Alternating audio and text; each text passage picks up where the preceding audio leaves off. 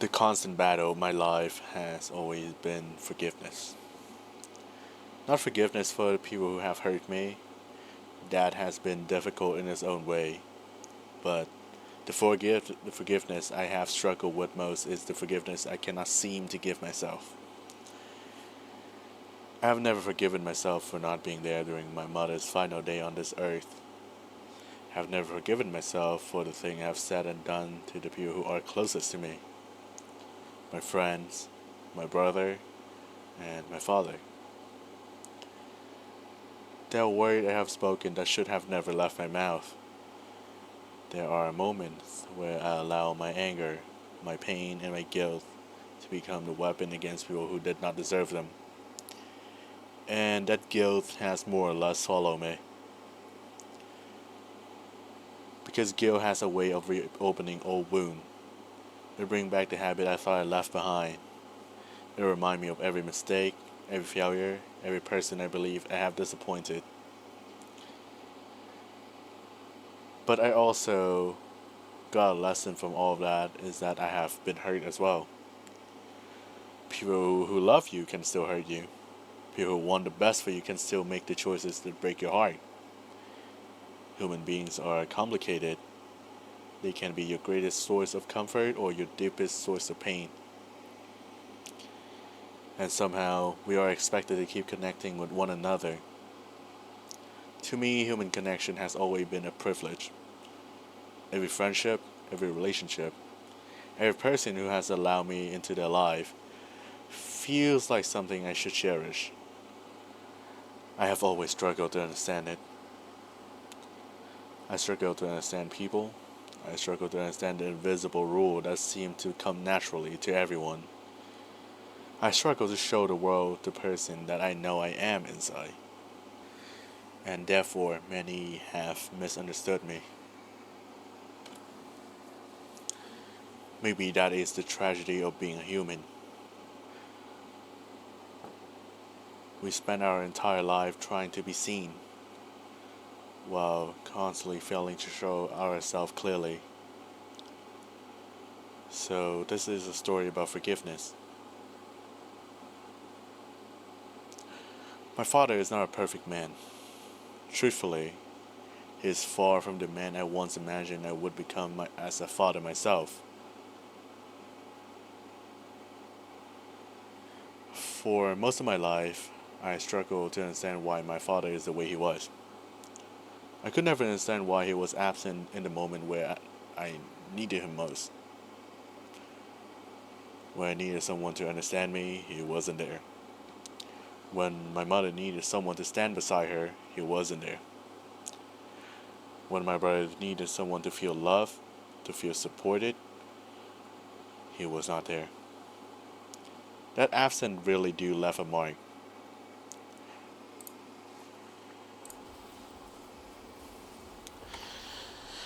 They say there are three phases in a man's relationship with his father. First, you idealize him. You see him as someone who is larger than life, someone who has all the answer. Then you demonize him. You begin to see his flaw, his failure, and all the way he fell short of who you needed him to be. Eventually, you came to humanize him. You begin to understand that he was never a perfect man. He was someone carrying his own wound, his own fear, and his own limitation. I believe I went through most of those stages, or maybe I just gave up somewhere in between and I became indifferent. Because indifferent can sometimes feel a little bit safer than anger. My father was not the father I needed during my developmental years. And the absence of someone to look up to left a hole in me that I am not sure that could ever fully be filled. For years, I demonized him. I was angry. I was disappointed.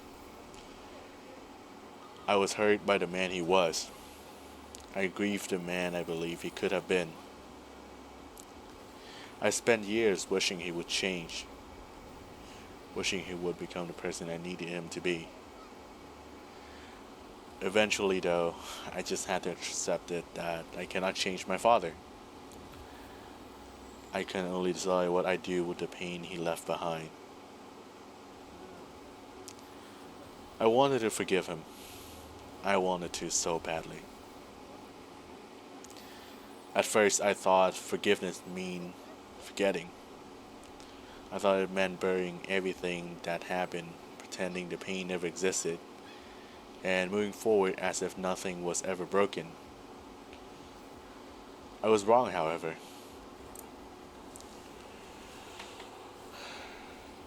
I never had a plan for love. I never intended to love my father with reservation. I never wanted to love him while keeping a part of myself guarded, waiting for him to hurt me again.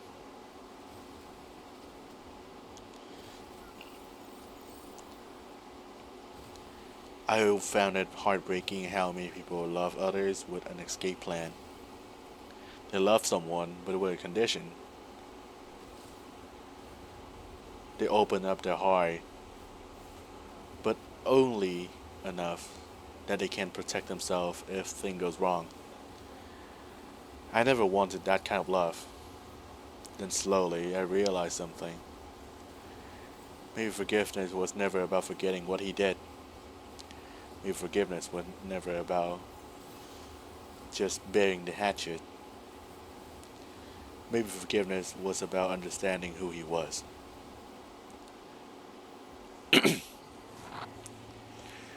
My father is a flawed man, and as much as I hate admitting it, so am I. The older I became, the more I began noticing the similarity between us. The mannerism, the cadence of speech, the everything. There are moments where I catch glimpses of him and myself, and it's so strange. For so long I spent my life trying to make sure I would never become my father. Yet, as I slowly open up my heart to the possibility of loving him as a human, not as the father I wish he was, but the man he actually is. An image of who he might have been, an image of the person I spent years for searching for, and somehow I found pieces of him within myself. Truth of the matter is, my father tries. He tries so hard. He has been broken down. He has failed more time than I will ever know. Life has beaten him down in a way I can only begin to understand. And yet he gets back up. His little boy could never see him defeated. There is no way for a man to be, he said. He said that many times during the errand we ran together. In the car ride, I never understood what he meant. I thought the strength that he carried meant never falling. I thought being a man to him was about never showing your weakness.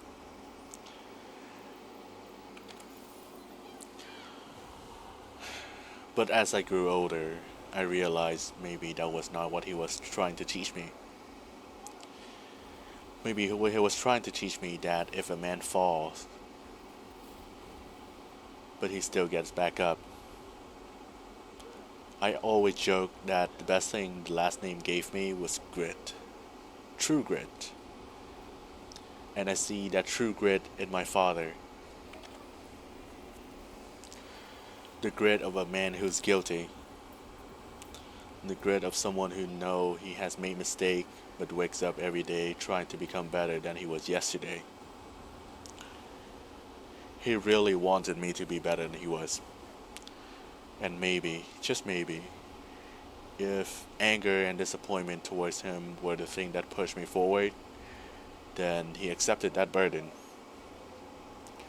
But deep down, I think he always wanted me to love him. Of course, he wanted his son to love him. I see in his eye now. They are of that of a man who's worn down by life. A man who has carried the weight of choices, his regret, and his failure. Many people see the damage he has caused, but what I see now is a man who still wakes up every morning and does what he has to do.